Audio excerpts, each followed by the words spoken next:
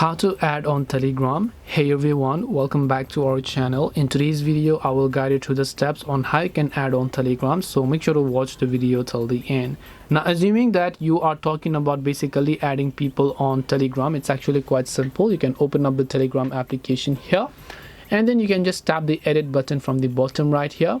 Then tap on the option called new group and so on. Now if you have added all the contacts to your phone before, they will show up here, or you can tap the contact icon from here. Simply enter the name of the contact, the number of the contact, tap on create contact. They will get added to your Telegram if they do have Telegram as well.